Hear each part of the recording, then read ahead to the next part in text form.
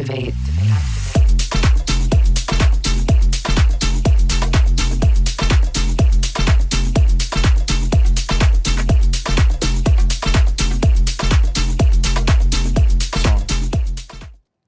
All right, everybody, we are back. We are a show called This Pink Cloud.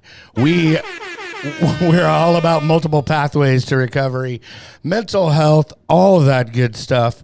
I am DJ Kelly Reverb. Yes, thank you very much for the flatulence. Be sure to like, subscribe, all that mumbo jumbo.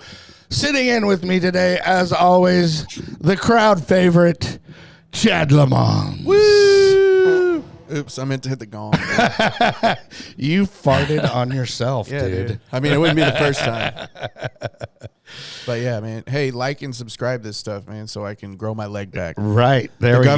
The government, my handicap cleans expire, so they're just waiting for me to get enough likes and subscriptions before On your YouTube channel. on my Right, YouTube right, channel called This Pink Cloud, and then they'll let me grow my leg back. Nice, dude. Yeah, That is I think that's awfully what's nice of happening. them. I'm not hey, sure. well, so speaking of that, like you had actually, like in between shows, in between shooting, you actually had a birthday. Yeah. And you turned 42, right? Yeah, no, I turned 17. I don't look a day over 12. No, you're really 35, right? 35, man. 35 going on 45. I'm halfway to You're- wise. All your vital organs are 75 plus. All my vital organs are 95 plus. Right. I just had them rated the other Well, day. dude, so happy birthday. And then Thanks, man. I just celebrated a sobriety birthday. Yeah, man. Congratulations. 4 man. years. Hey, woo, 4 big ones. woo, 4 big man. ones. I'll pull out the coin at some point. Don't pull the coin. No, it's pretty sweet, dude. It's like very old lady turquoise, like hashtag dream catcher,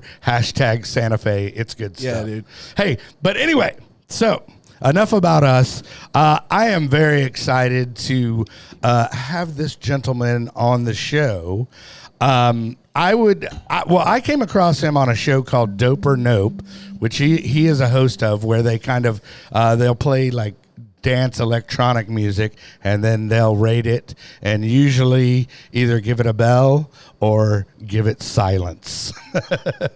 Hell yeah. But this guy, to me, is a record industry titan, but he, most of all, is a person in recovery.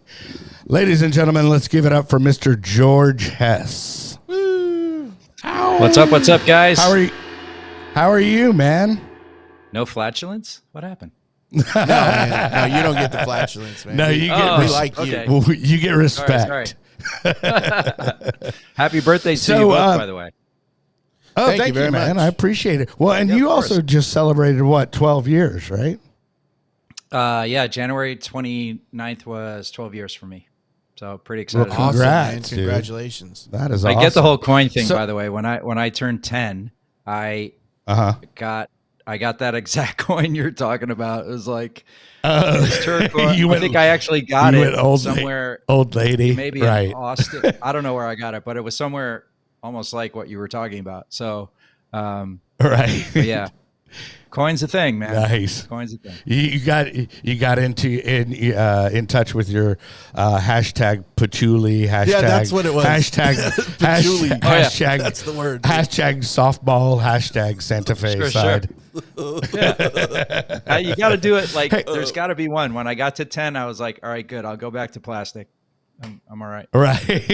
There we go. Yeah, I just do it like I just buy them online because they have much better coinage than the actual meetings do, or at least mine. Oh, that's true. It's true. Hey, well, so I mean, you have like a fascinating backstory. I mean, I guess starting 80s, you know, I know you worked with Clive Davis at Arista, and then there was also Strictly Rhythm, and then Armada. So why don't you tell the people a little bit about your rich tapestry in the music industry? Right. So what it was like then, huh? Yeah. Yeah. So I guess maybe I want to start a little bit prior to that. So I started in college when I started a DJ, which was pretty much like this. The DJ didn't show up one night, and I started to I was just playing records. I was actually one of the bartenders at the Marriott Hotel in Denver, Colorado, where I was going to school. Right. And so I would just I really like music, so I just would throw records. There was nothing called mixing, but at least for me. And then someone got hired, and I'd never heard a song mixed before to that point. Ah, right. And back then, by the way, for those old enough, it was a Technique 1500. The digital turntable. Well, yeah. Wasn't it the digital turntable? Yeah, it was a digital one. Yeah. And right, with the digital readout, wow. You're like, oh crap. So you had to yeah. Come on, yeah, exactly. Yeah. So crazy. Right. So, but I had never heard that before. So I was fascinated by this idea that these songs would blend together. Anyway, that's what got me started really in my journey on the DJ side. And of course, in the non-sobriety era, I was a bartender and then a DJ. Right. Who, and both jobs get free drinks. Yeah. Right. Yeah. I mean, that's one of the reasons we sign up. And I mean, forget when I discovered the 10 or 12 minute song. Some real debauchery happened around then. Right. So, yeah. So that's kind of where my music career started with. When I graduated college with a BA in environmental biology, I moved back to New York, or Greenwich, Connecticut, really. And my dad wasn't feeling well. He had rheumatoid arthritis. So I got a job around there to just be around so I could help them out, my parents out with the house and things there. Back to bartending at one point. I DJ'd. I always had other jobs to DJ, right? So it was always the music. And eventually I got into a record shop in like 87, maybe 88, or 87 it was. And in a record pool. So nice. I sold imports. It was vinyl only. Well, and for a record pool for those that don't know, it's okay. It used to be like you would get like 30 or 40 records a week, depending on your, which pool you were in. And then, so you would get that. And I think you would have a monthly subscription fee to procure Absolutely. And be in there. And then you, of course, have to rate and turn in the paperwork, which I You got to turn in the paperwork to the labels and let them know what was going on. And, and then, that started to really grow. And, my notoriety within the industry from that side of it, whether it was, buying the imports and selling them, because I was not in a area where it was like not New York City, right? So I was in Norwalk, Connecticut, where you don't really find stores like that, but it was very specific for the DJs, right? So as I started to bring artists up to the club I was working at, and then other clubs with the people in the record pool, I started to catch kind of the ears of some of the industry people who were running the dance departments at record labels, in particular, Dave German, who, I can contribute my entire record label career to this gentleman. Because he was leaving Arista Records and he suggested I come in and interview with the head of promotion there. And so I did that and I got the job. It was one interview, one and done. Wow. And that's pretty amazing. I mean, was it was there a bunch of people applying for that position, or did you know? I actually have no idea. I was never told that. And I had in that time, and I was already, I was 30. So, but I was a punk, for sure, a punk. And in the sense of I had obviously some class around myself, but at the same time, I was a punk and a, club DJ, know-it-all ish, but not too over the top, but enough to be slightly abrasive. Right. So, and I think that's probably what got me the job because that my boss then was terribly abrasive. So I guess that's what he liked. He jived. And so that was, Yeah, my first job. Never intended to be in the music industry in that capacity. I was never like, oh, I got to work for a record label. Just sort of like Right. kind of came about, and I followed the opportunities.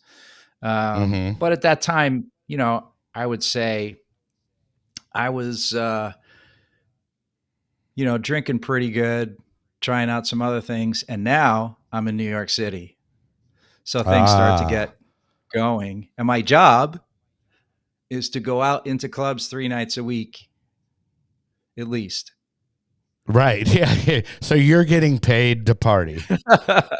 Worst idea ever. Right. Yeah, but like you're carrying records around, you get on any list you want, and I was, yeah. and then I quickly, because we were in the sort of like the same age as, I became friends with, Frankie Knuckles and Dave Morales and Todd Terry and Louie and Kenny. And we were all like, coming up all the legendary New York DJs. Yeah. I mean, oh my God. And I mean, I caught like the tail end of 54, which wasn't really, I don't know, it wasn't really a thing for me. I preferred like, Sound Factory and those kind of things. I caught a little bit of like Xenon and, a couple of like the legacy clubs back then, Palladium, obviously, Limelight, obviously. And a lot of the things that were Tunnel, went to a lot of places like that. So, and it was my job to like go out, party, hand out records. Yeah, it was great. Right. And that what years was that, from when to when? So that was, it was April of 89 to around the same time in 95, 96. Oh, okay. Yeah. So, I mean, in the record industry, longevity is not necessarily go hand in hand, Right. Yeah. I think I was very lucky to have been involved in some pretty incredible projects and had made friends. Well, and I was gonna say, what were those projects? I mean, you had that's the Whitney Houston era on Arista, and and like what else were you working at the time? Yeah, I think at the time we were working, on the top end, we were working Whitney Houston, we were working Expose, we were working Taylor Dane, we were doing Lisa Stansfield, and then came Snap the Power, and then and then we had some like very specific dance things, which was like what we talked about earlier, which was LA Style, James Brown is Dead, and Sean Christopher. That is a cult classic for people that don't know. Yeah, and I worked the KLF album, 3 a.m. Eternal, Transcendental Meditation, like, dude. So many insane projects, such great stuff. I was very fortunate. Yeah. For sure.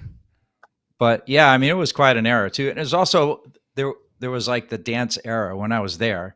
It was like, it was happening. So that was also good. Not, where the majors were involved in the dance community. And then, that started to like kind of peel off a little bit. And then I let my drinking and my arrogance kind of get the best of me a little bit, and was tired of listening to like Clive talk, really, and to be in such. I mean, that's funny, but to I don't me. mean that in a bad way. He's like the master. He's the granddaddy of all this stuff, right? But I couldn't. Right. It wasn't in my head where I could appreciate even what I was in, what was like sitting right in front of me, and I did my job. Right? Were you? And did you think, like, were you at a point where you thought like, oh, Clive has no idea what he's talking about? I think there were some few times when some projects came across, or they were trying to like remix legacy artists, and have an expectation, which is totally fine. Like, absolutely, we're having a run in the dance format. We should get Aretha. Let's get everybody pile in the car, right? Totally fine. Right. But then also have the expectation that it wasn't an exact fit, and what the success rate would be. And that's where my frustration lied. And later on, you start to understand the difference between like this passion you have, very specific passion, and the fact that it's a business, right? Right. So, like the passion, there's a difference between the passion and the reality. right. And the reality is that it's a business, and Right. our format, the format I love and listen to and live in, the electronic and dance format, has had these cycles. And now, I mean, since the EDM era, and the minute Wall Street got involved, everything got fixed for us for a while. Right. But it wasn't like that then. And I didn't have the capacity to understand that, because I just wasn't clear enough, and my my drinking was starting to like increase a little bit, and that wasn't helpful. I couldn't see it. Sure. So I left. I went to work for Right. a guy named Rick Wake, who had a small label. He also was a monstrous producer, and Yeah. he's won Grammys and name things some like of that. the, for those that don't know, Rick Wake. So maybe he produced Taylor Dane. He produced Celine Dion. He did Mariah Carey stuff. He did Chicago, the musical. Like, he produced the music Right. for that. So that's like some of the stuff he was working on, and So- he wanted so to like pretty do much- his pretty much independent label. nobodies. Yeah. No Right. one you ever heard of. Yeah. Yeah. Exactly. So I went to work there for a little while, and then again, as you start to attribute the lack of sobriety and start to look at the trajectory of one's life in that, you start to just make choices, and the time span in each place that you can tolerate what's going on gets shorter and shorter. So I was there for a couple of years, and then I went independent.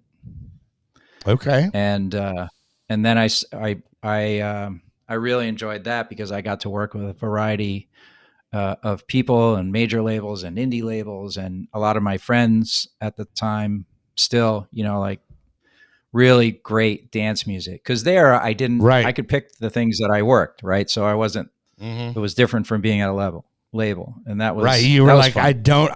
I don't have to work the Freeway of Love remix by Aretha Franklin. It's like, correct. Right. I get it. Yeah. Correct. Even though it's a big wedding song, I didn't have to work it. Sure. Right. You know what I mean? So it was really, really fun, and we started to really like build in that space. And well, I was going to ask, like, on your when you went, private, so to speak. What were there some big projects that you were passionate about, or what were some of the bigger projects you worked with? Yeah, I mean, so at the beginning, we were working with a lot of independent labels, like the Chicago label, like SOS, and we're working like Rula, who did Lick It. We did. I'm trying to man, there's so many, so long ago. We did Blue. If no one knows that song, just Blue by Latour. Yeah, right. Well, no, I think the original was. I'm gonna have to look that Eiffel up. 65. Eiffel 65. Eiffel 65. Okay, Yeah. There we go. And so we worked that. We worked Barbie Girl. And then things thank you for and that. I apologize. I'm sorry. But funny story about that. I never met them until last year. Oh, wow. Yeah, they were back on tour, and one of the artists that I work with, Vassie, was opening for them in New York City. So she's like, "Come up and meet them." I was like, the craziest story, to meet. I mean, we leaked that record at Crossover Radio and then Pop at the time when it came out, and wow, it was like a rocket. Oh yeah. But then we also, things started to change a little bit sonically, and dance was like starting to fade. And, when you hit the pinnacle of cheese, which is those two records I just mentioned, things start to disintegrate, very rapidly. Oh, and the authenticity of the format goes way down. And then the people who really have a passion for it go back underground. Right. Totally.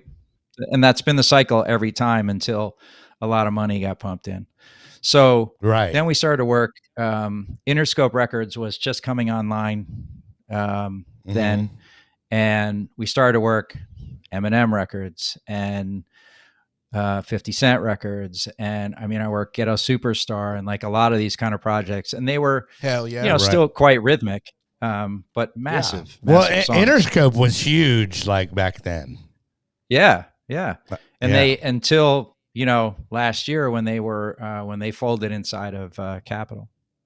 So, okay. Yeah, that was a really fun time, and then drinking increased more. I was like doing shots in the middle of the day. And did you ever have it to where I have a question. Did you ever have it like, was the drinking so like where, oh man, I have to do this, so I'm going to drink my way out of it kind of thing? Yes. Yeah. The short answer, yes. The short answer is yes.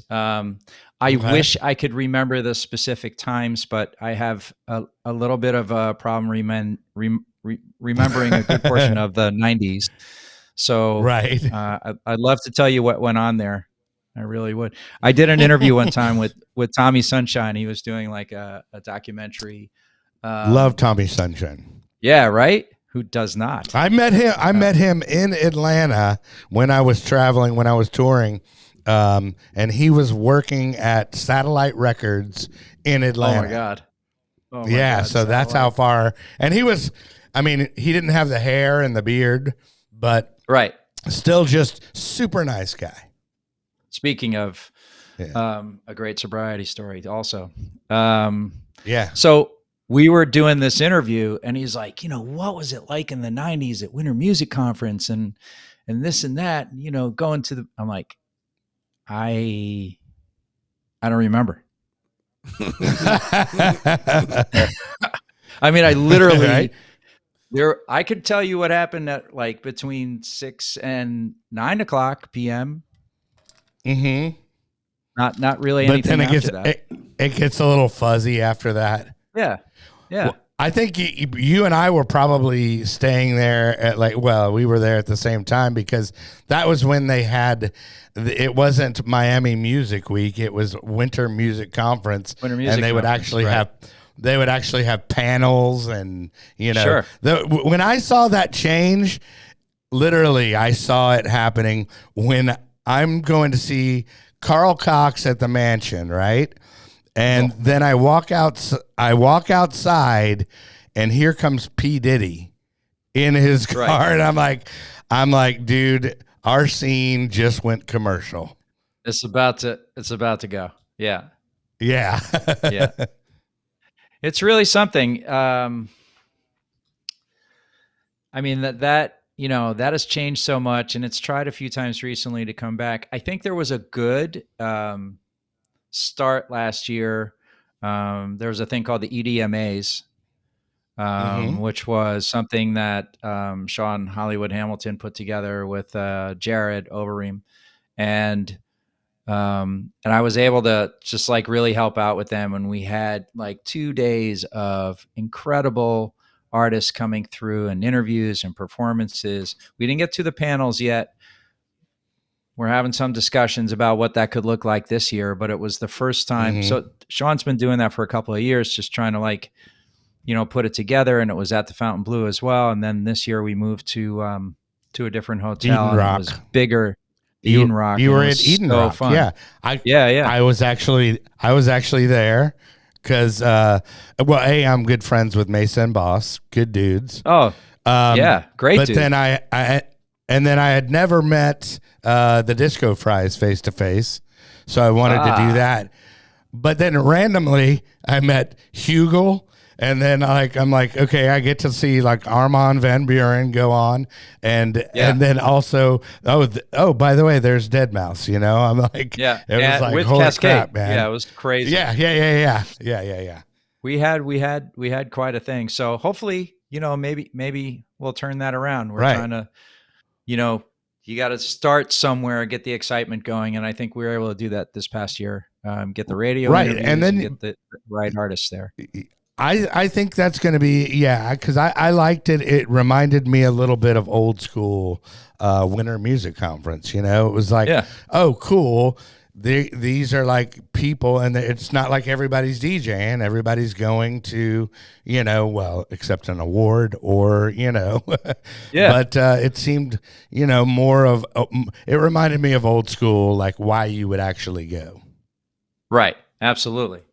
Yeah. So I think from that point on, you know, I hung out, the company is called Elite ADM, and we did a tremendous amount of work for many years, and we had 8 employees, and eventually I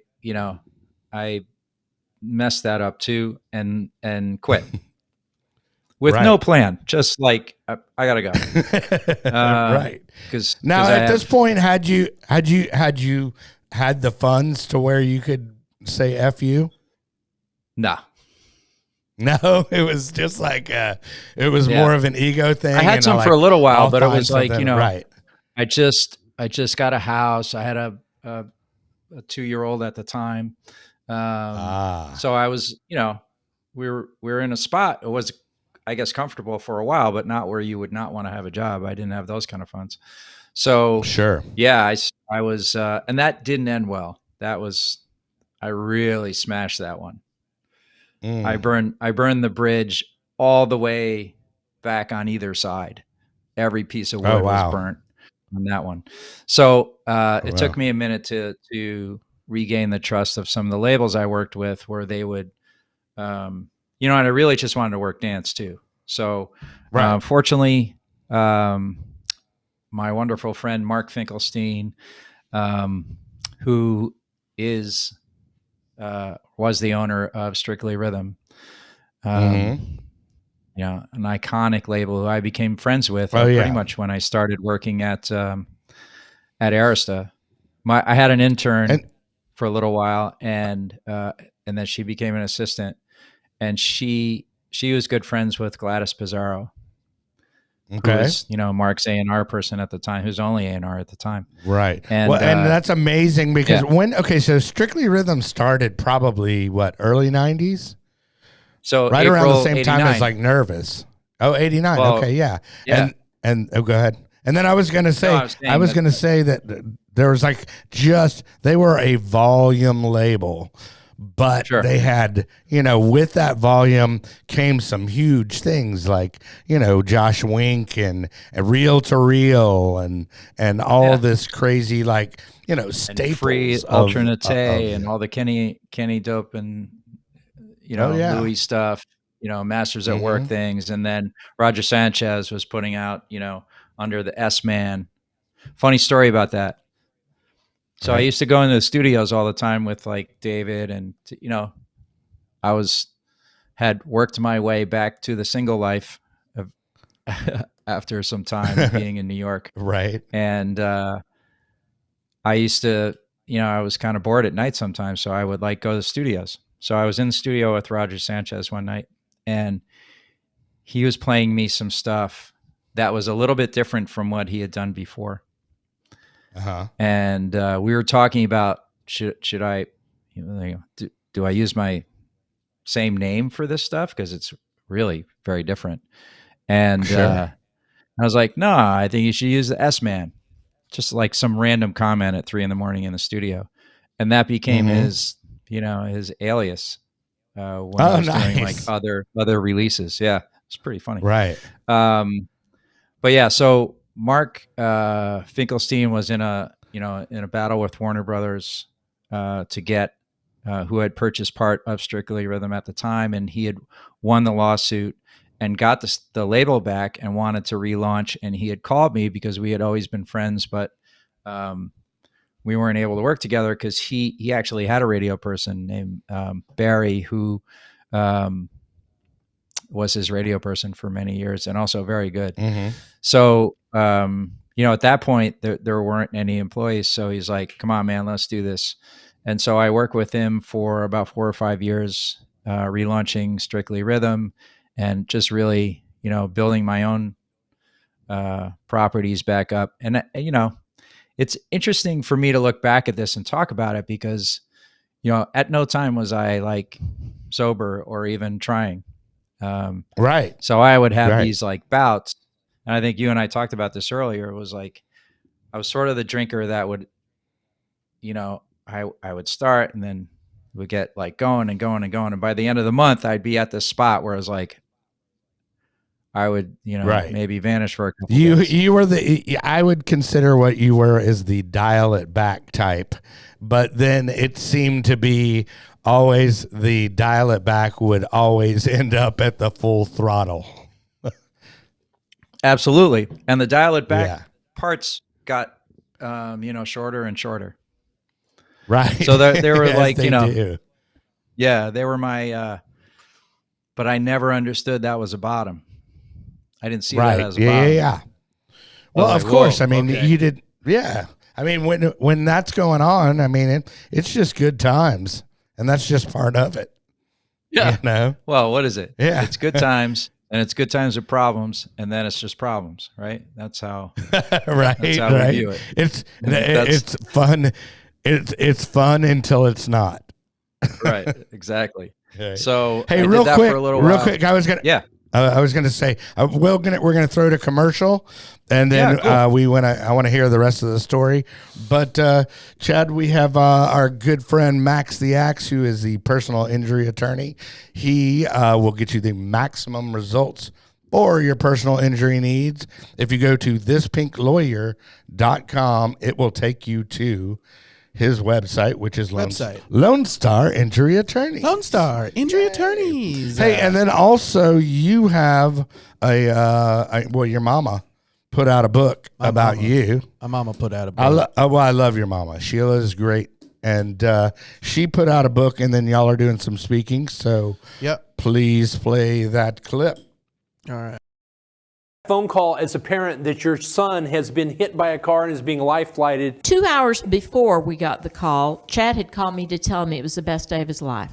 And then I get another call, and a stranger had found him, and they were care flighting him to a trauma unit, and that he would start praying for our family that we needed to hurry. When you wake up on the operating table and they're like, we're going to cut off both your legs. And then I wake up and then one's gone, the other one's in an external rod system. It's just not good. The real kicker is that I've had like all of these scars all over my arms, and that's all from complications resulting from drug abuse. I never thought about giving up on him. Never. This is my son, and I know he's going to be okay. You cannot just have help for the addict. You have to seek out professional help. The whole family has been affected. And I just want to make that very clear to anybody who's out there listening, that if I can do this thing as much as I've been through, man, there's a lot of wiggle room for people before they get to that point where they can do it too. Anyway, so that is the book is called Two Calls. twocalls.org. And if they go there, then they can also email you guys for speaking engagements, correct? Yep. Chad at twocalls.org and Sheila at twocalls.org. And it's also on Amazon and I think Barnes & Noble. Yeah. And I think other stuff But too. yeah, shout out to your mom. Shout out little Sheila. And shout out little Sheila. And shout out, yeah, that's her rap name now, Little Sheila. Little Sheila. But and then I love the fact that your articulation in that. What was the line? It's just when you wake up on the operating, dude, I had like 10 minutes to clip that video into a commercial. Well, you've had like 5 weeks to fix it. Dude, shut up, dude. So I had like 10 minutes to clip that video, dude. Right. And then I made this video on my way here to play for you guys. And when I did, I sound really dumb. No, you talk real good, Chad. Really dumb. You talk real good. You wake up with your legs gone, and it's then the other one's not good. It's just not good, dude. That's hilarious. Yeah. But anyway, great book. Quick read. Like your shoe fell off, right? It's like, oh, my legs are gone. Right. That's funny. And then we also have a new track out now. We have the Madonna that's actually doing well, the cover, so be sure and check that one out. But then we have a new one that we went dark on, and it is called Government, and then that's also on an EP with a song called Dark Side. There is the constitutional government of the United States, And then there's this other secret government operation, which has more money, more power, more technology. It is a criminal enterprise. Shadowy government with its own Air Force, its own Navy, its own fundraising mechanism, and the ability to pursue its own ideas of the national interest, and free from the law itself.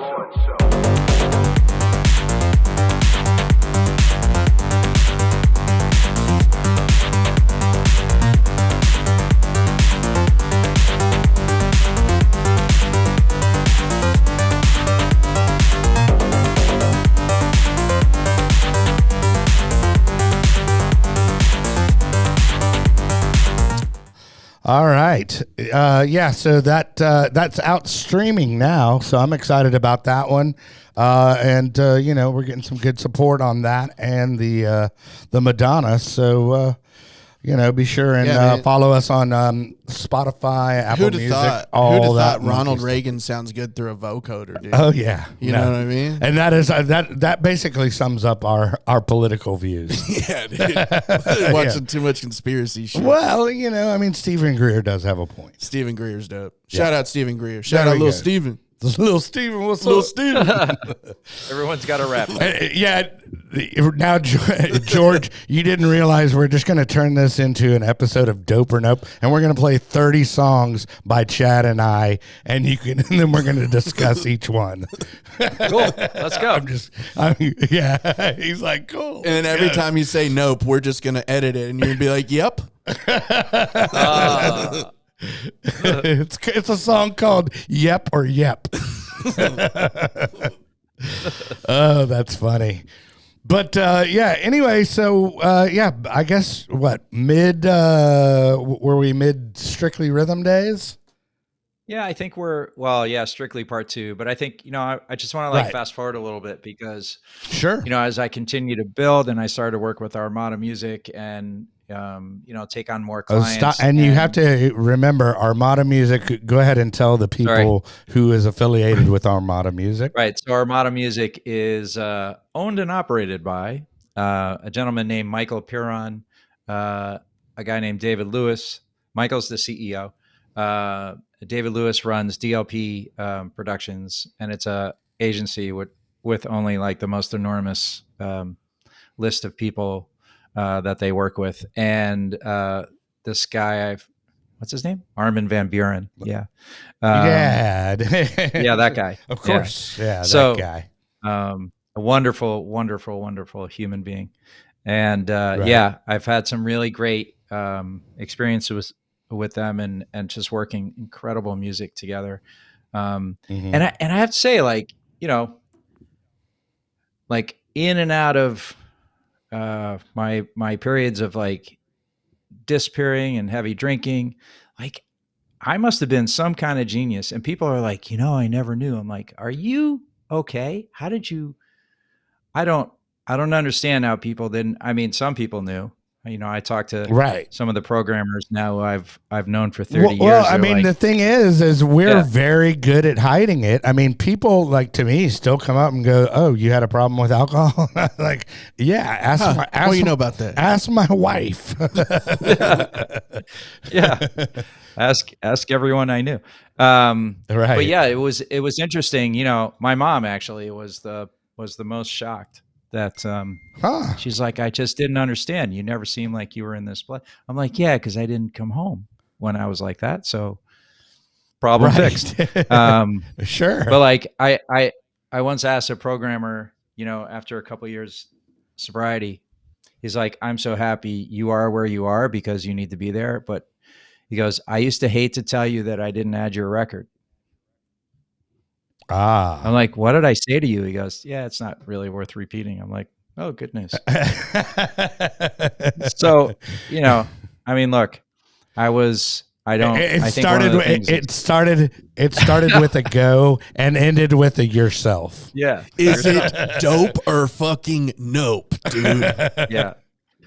No, it was something like, I know where you live, probably shit like that. I have no idea. There we go.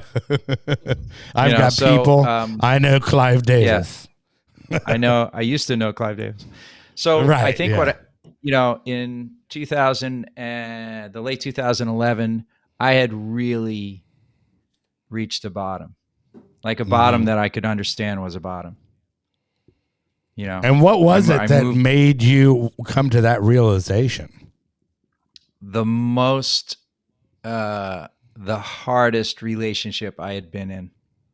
And the drinking had then excelled to like every day. And it was, it was getting hard to like, they talk about a functional alcoholic, and I don't, I probably have thrown that term around a few times too, but I truly don't believe there's any such thing. I just think we're just work so hard, and that's the thing. We work so hard at hiding it, and so hard at doing, where am I going to get my next drink? Where am I getting my next drug? Oh, like yeah. all those things. We are geniuses when it comes to that, in that state, and then we're not. Right. And then we're not. Well, I say that, it's crazy because it becomes a second job, procuring the alcohol and the bottle shuffle and all that stuff. Yeah. All the stuff, all the things you do to like make yourself not that visible. Right. So, yeah, I mean, I moved back home. I'm 50. And this is so that's got to be kind of a letdown at 50. You're like, I'm moving back in. I'm 52. Right. Yeah. And I just go, and I just was like, okay, I'm going to take a break from like everything. But I was still working, I had this thing from my parents where it was like, you show up to work, period. There's no, like, if you're standing or able to sit without falling over, you show up, period. Right. And that really probably got me through quite a few things I should no way have ever gotten through. And then at that point, a really good friend of mine, Tracy Young, who's an incredible DJ and friend who I had known since she was quite young. And Tracy is very, very big in the LGBTQ community. And she calls me up one day. She's like, I've got a girl for you. Which was initially like, a little confusing. Right. Yeah. I was a little confused.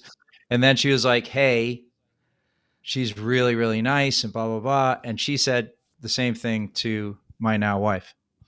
And in January, on the 25th of January, 2012, we had a blind date. Okay. Totally, it was really interesting because I think you get to a point, I think when you've hit the point at which you have to surrender is when you have your first, this is my first date, and I'm like laying everything out, not the excruciating details, but a lot of where I am at the first dinner. Right. So that's going to either scare the crap out of that person and they're going to go screaming out of the building, or it's someone who like really understands. And it's like I'm a raging alcoholic and I live with my parents. Right. But that's the interesting thing, right? I never understood, I never thought that record industry thing. Oh, this is totally acceptable. Yeah, we're good. Right. So,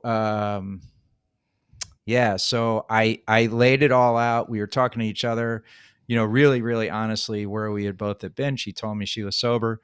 And I said to myself, I'm going to go to the bathroom. If she's still there in the 5 minutes it takes me to come back upstairs, we're good. And 13 years later, we're good. Wow, that's awesome. Great. Yeah. And so was she a big part of your becoming sober or your sobriety? I mean, I'd have to take it past a big part all the way to, I would say she saved my life, because it was a point at which I was quite defeated in regards to, me trying to do all those things. And, it was just at one of those like dip points. Right. And in February, she was celebrating sobriety anniversary on Valentine's Day, and I was like, "Hey, can I take you out to dinner?" She's like, "Yeah, but I have to do this thing first." I was like, "Oh, I meant to ask you. This seems very important to you. Can I? Is it like an open meeting? Is it something?" I didn't know zero about Alcoholics Anonymous, and so, yeah, we went to a meeting, and it was an open meeting. Did they teach you the secret handshake there? The secret handshake? I'm just kidding. I don't remember a secret handshake. No, I'm just kidding. Because that's what everybody thinks about Alcoholics Anonymous, and I'm like, no secret handshake. It's just hey, we've both been to the shit show. Shout out Lil Bill and Lil Bob for starting AA, dude. Yeah. Oh yeah, what a great hip hop group they were. Lil Bill, Lil Bob, dude. Little Bill and Little Bob. They wrote a great book. So I heard so many stories which I identified with, and then frankly never left. So right. So yeah. So my sobriety date is actually January 29th, 2012. Okay. Well, congratulations. Yeah, man. Yeah, thank you. I'm excited. And I mean, so crazy. Go ahead. So crazy. How much more stuff have you been a part of and been able to get done now that you have? That's exactly what I was going to say. Yeah. I mean, I have an 8-year-old and a 5-year-old who have never seen me in any other way but sober. A little crazy, but definitely sober. My 26-year-old is, a part of my life. My about to be 40-year-old, sorry, Daniel, is, a big part of my life. He's actually like my partner in crime in my business. And my daughter, who's about to be 39 this year, also in my life. So, that's pretty outstanding. So it sounds like you've repaired some maybe bridges, and then I mean that's cool. Look, progress not perfection, right? So I think there's still, make your amends and do the best you can to be part of a community, and support the community as it supported me. So I try to, live my life really in gratitude. And Dope or Nope, the show that you originally found me on, was something we started. I think we're 3 or 4 years into it. We started with like Clubhouse. I remember that app, and just like a way to like present new music. And it took us a minute to like figure out how to actually do that on Clubhouse, because we had to there's all this like outboard routing that has to happen to get that tiny sound through an iPhone only at the time. So we started that as like a give back, and now we have a great panel. Why don't we talk about the panel? Is you yourself, obviously, with your pedigree, then Lorne. Why don't you tell them about who's on the show? So Lorne Padman, who's a great friend and associate, he is currently the president of Dimmock Records, recently named, and he's been my friend for a long time. He's been in the business for quite a few years, and which I have to say he has. I have to. Sorry to interrupt, but I have to say he has superior taste because he signed one of your songs. One of our.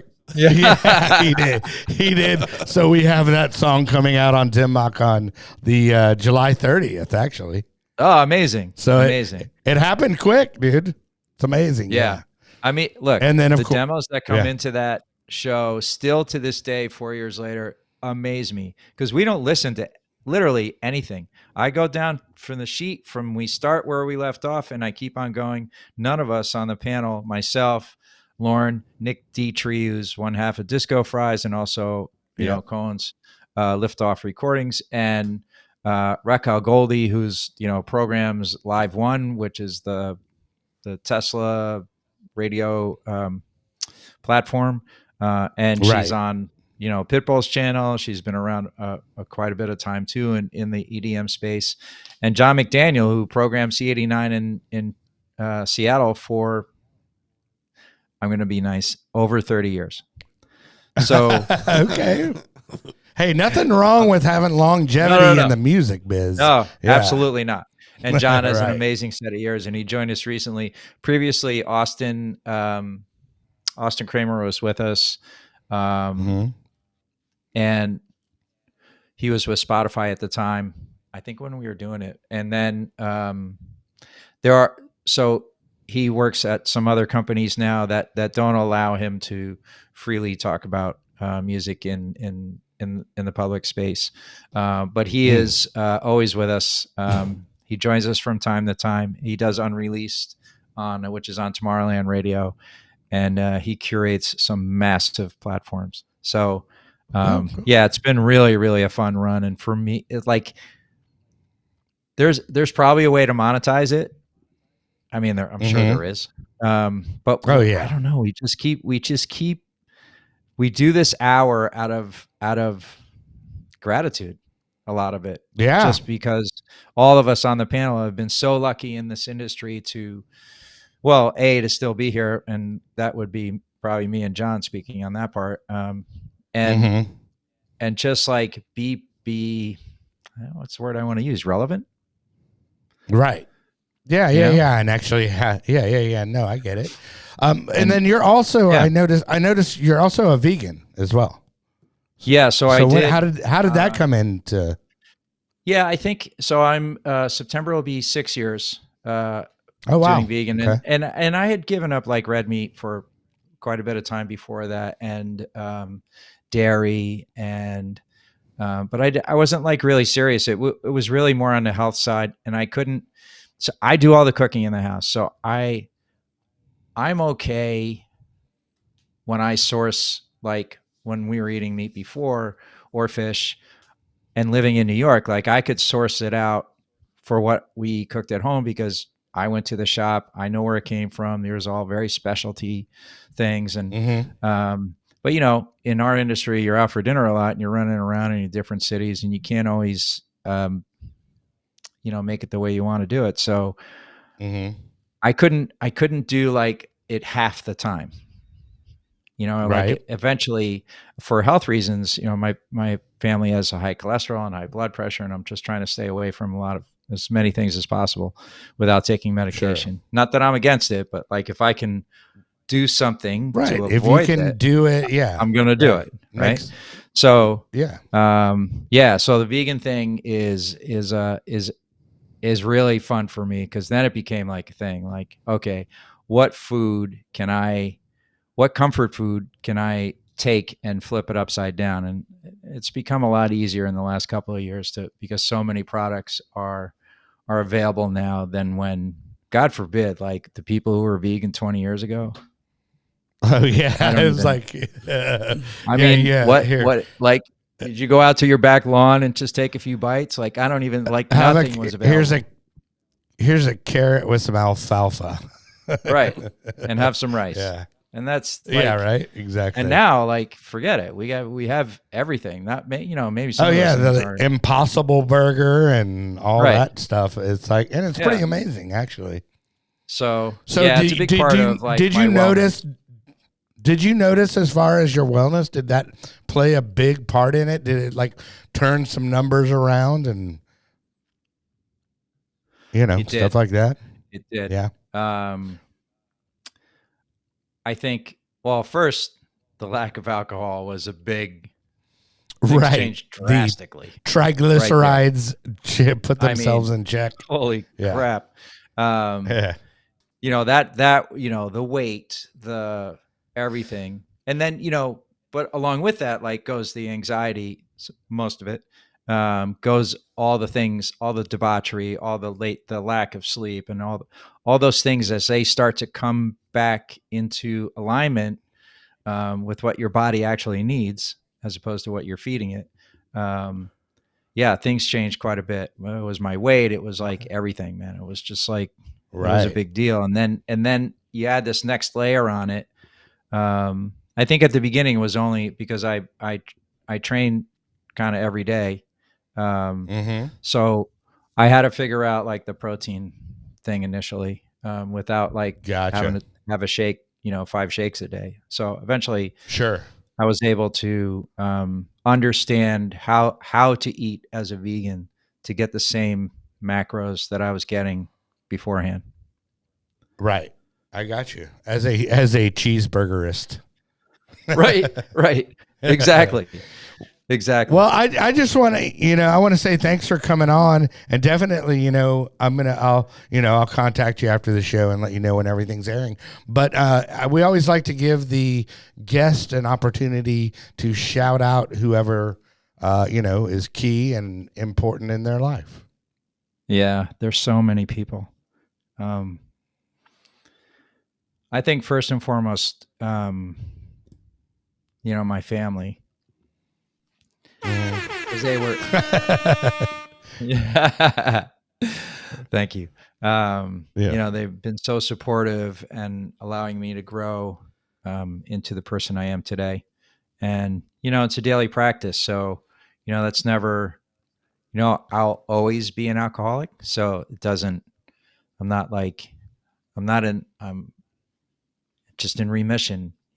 But being not an alcoholic that's not a thing. Like that's always going to be there. And so I have to practice the way I train is the way I train. How you do one thing is how you do all the things. Right. So I train every day to do this, to wake up with gratitude, to really talk about how I look at the morning before I get up, before I start my day. How am I going to look at my day, and what kind of filters am I going to remove from my view? So resentments, am I going to get rid of, the feeling of lack? Am I going to get rid of all those things and try to just sit in the gratitude of the great things that I woke up. So that may or may not have been a big deal at some point, Sure. But it is today. And then all the great things that can happen from that. So, well, how do you always close? I love how you always close the show. What do you always say? Yeah. So I say, because our world today is like kind of a dumpster fire. So I just say, hey, don't forget to hug someone you love. And it's never too late to tell them how you feel, because it's not. Right. It's just words. And it's just some words with just a little tap on the shoulder and text someone you haven't talked to in a long time. Do all those things. It's super important. Yeah. You never know how people are struggling. Right. Oh, that's true. That's 100%. Like if you put that, I did a little announcement yesterday, and the people, the DMs and all that stuff that come in, you're like, wow, okay, cool. Then I did something good, and, maybe I'm actually helping some people, That's it, right there. I always like to take every opportunity I have to go, I hate Chad. And I just like, I love it. I hate you. Anyway. I had to let him know how I really felt. That was funny. But once again, man, thanks for coming on. Yeah. And then, thanks for having me. Yeah. This was great, and just the level of music history is mind blowing, and the fact that you made it out on the other end and still thriving. Yeah. The one thing I want to point out to people, man, and I say this, I work in treatment, and I get a chance every now and then to tell my story or whatever, and I bring it up because like the people who are at the top of any industry, doing anything that you love to do, what do you think they're doing? And like 90-something% of the time, they're going to be sober. Yeah. And it's like it's the coolest thing to meet all these people that are doing this stuff. Yeah. In today's world. In the little secret society. Yeah. Well, yeah. The people at the top of the top, man, they're not shooting heroin, Right. Well, if they are, then their doctor's going to go to prison once they die after they've been moonwalking all day for a very short window. But exactly. So thanks again. Be sure subscribe, all that mumbo jumbo. Yeah, and remember, kids. Yes, remember, kids. There is no magic pill for sobriety, because if there was, we would all take too many.